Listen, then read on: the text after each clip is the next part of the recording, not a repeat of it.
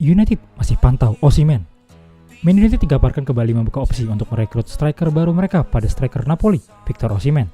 Beberapa waktu lalu, United sudah mengejar striker Napoli tersebut. Namun kabar pendekatan United pada Napoli sempat redup. Kekurangan pada lini depan United merupakan hal serius bagi Ten Hag. Info terbaru mengabarkan bahwa Napoli memang memasukkan nama Osimhen pada rencana mereka di musim depan. Namun tidak menutup opsi jika ada tim yang berani merogoh kocek dalam-dalam untuk membuat Osimhen angkat kaki dari Napoli. Sementara update terbaru tentang transfer Højlund dari Atalanta masih dibicarakan, United tetap menjadikan Osimhen sebagai opsi ideal lainnya. Ten Hag mengakui bahwa peluang datangnya striker baru tetap terletak pada Højlund yang musim lalu begitu bersinar bersama Atalanta. Namun, Osimhen tentu lebih diakui oleh banyak pengamat sepak bola lainnya yang terbukti membantu Napoli menjuari Serie A di musim lalu. Kedua pemain ini sama-sama memiliki pace yang baik dan naluri membobol gawang lawan yang sama baik. Kami melakukan yang terbaik yang kami bisa. Kembali lagi, dalam sebuah tim ada strategi yang harus disepakati. Mari kita lihat, siapapun yang terpilih nantinya, saya yakin akan bisa familiar dengan strategi kami untuk tampil dominan musim depan. Marcus Rashford kini menjadi pilihan utama sementara di lini depan Ten Hag. Namun dirinya bukanlah striker murni. Dirinya lebih terbiasa dengan area permainan di sayap pertahanan lawan. Tentu United membutuhkan striker baru untuk memberikan Rashford posisi yang paling ideal untuknya. Mari menunggu kabar baik segera dari striker baru United. Maguire menjadi masalah dalam strategi Ten Hag. Manchester United suka melakukan keberanian besar tetapi kadang sering mengecewakan. Saat musim transfer yang positif hampir berakhir, segala keputusan besar mulai dipertimbangkan. Para pemain yang berkinerja buruk akan dijual dan yang berbakat akan masuk. Posisi striker adalah prioritas terbesar dan ketika United ingin mengejar Harry Kane, mereka tetap tidak mendapatkan tanda tangannya karena Tottenham tidak mau menjual Kane ke United.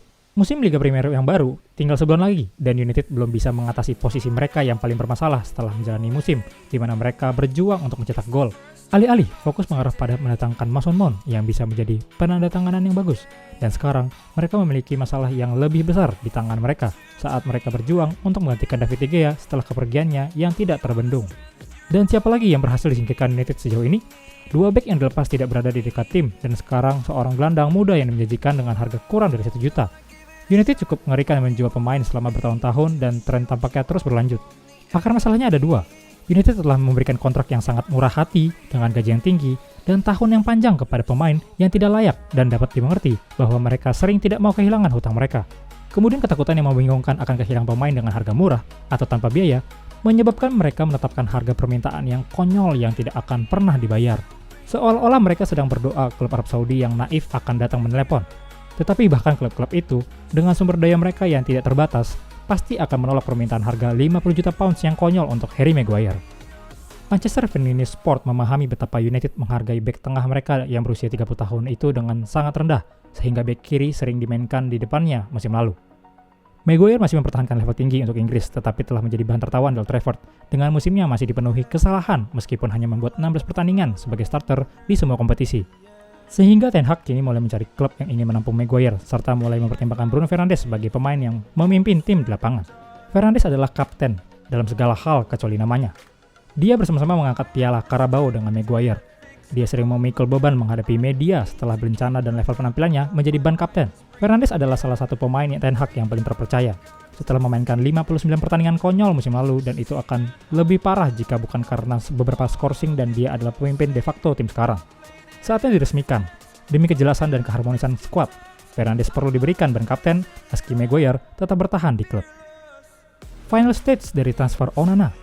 Berdasarkan kabar dari Daily Mail, United semakin dekat untuk mendapatkan tanda tangan Andre Onana dari Inter Milan.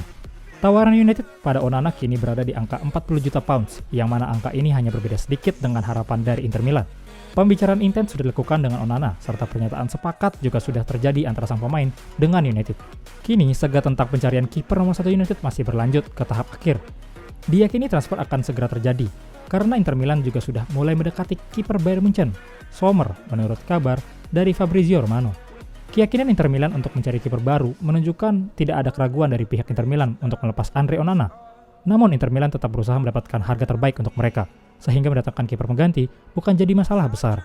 Ten Hag berharap transfer ini segera berhasil. Sebagai catatan, United kini hanya bisa mengandalkan Dean Henderson dan Tom Heaton di bawah Mr. United selama pramusim.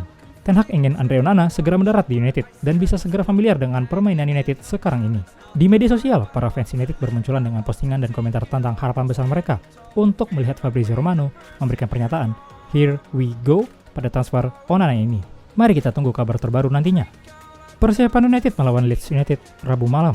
Tim United sudah mendarat di Oslo untuk segera melakukan persiapan mereka atas pertandingan pramusim pertama mereka melawan Leeds United. Menurut Manchester Evening News, diperkirakan bahwa tidak ada pemain kunci United yang akan absen pada pertandingan ini. Kembalinya Hannibal dan Amad Diallo ke tim tentu menambah opsi Ten Hag dalam pertandingan ini. Kembali pulihnya Van de Beek dan Lisandro Martinez juga membuat United bisa kembali merasakan kontribusi mereka pada pramusim kali ini.